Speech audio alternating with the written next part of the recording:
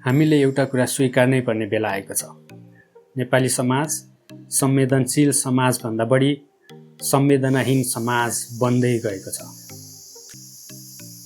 कुनै नागरिकको मृत्यु हुन्छ, जिम्मेवारीमा रहेकाहरू गैर जिम्मेवार अभिव्यक्ति दिन्छन्। एउटा सरकारले अर्को सरकारलाई, संसदमा एउटा पक्षले अर्को पक्षलाई दोष दिन थाल्छन्। सामाजिक सञ्जालमा केही मानिसहरू कसैको मृत्युमा सामान्य मानवीयता बिर्सिएर मृत्युमाथि नै उत्सव मनाउन थाल्छन्। हामी यति धेरै असंवेदनशील कहिले भयौँ? आज देशलाई सोचको पुनर्संरचना चाहिएको छ र यो पुनर्संरचना प्रधानमन्त्रीदेखि लिएर सामान्य नागरिकसम्म सबैमा गर्नुपर्नेछ। प्रधानमन्त्री चढ्ने गाडीमा ब्रेक नहुनु, त्यो गाडीका इन्जिन मानिने मन्त्रीहरू दिनहुँ धम्की, घृणा र विभाजनको भाषा बोलिरहनु एउटा गम्भीर समस्या हो।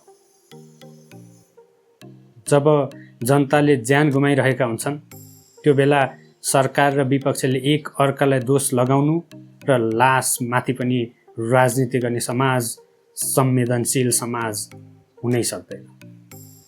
अर्कोतर्फ हाम्रो ठुलो जनसङ्ख्या गुणस्तरीय शिक्षाबाट वञ्चित छ। आलोचनात्मक सोच, नागरिक शिक्षा र मानवीय मूल्य सिक्ने अवसर सबैले पाएका छैनन्। त्यसैले कतिपय नागरिकहरू सामाजिक सञ्जालमा अरूको पीडालाई मनोरञ्जन बनाइरहेका छन्। यो कुनै एउटा व्यक्तिको वा तत्कालीन सरकारको असफलता होइन। यो हामीले वर्षौंदेखि निर्माण गरेको हाम्रो समाजको ऐना हो। दशकौंदेखि हामी देश बनाउने एउटा नायक खोजिरहेका छौँ। आज पनि कसैलाई उद्धारकर्ता ठानेर उसको नालायकीपन बोकेर हिँड्ने र त्यसकै नाममा सामान्य मानवीय संवेदना बिर्सिने प्रवृत्ति देखिन्छ। जब कुनै नेता हाम्रो विवेकभन्दा ठुलो बन्छ, त्यो दिन समाजको चेतना कमजोर हुन्छ, जुन हामीले आज भोगिरहेका छौँ। त्यसैले नेपाललाई केही वर्ष सामाजिक चेतनामा लगानी गर्नुपर्ने आवश्यकता छ। त्यो चेतना सिकाउने काम प्रधानमन्त्रीदेखि सुरु भएर मिडिया र हामी प्रत्येक नागरिकसम्म पुग्नुपर्छ। आजको विश्व अझ उत्तरदायी राज्य खोजिरहेको छ, अझ वैज्ञानिक सोच खोजिरहेको छ,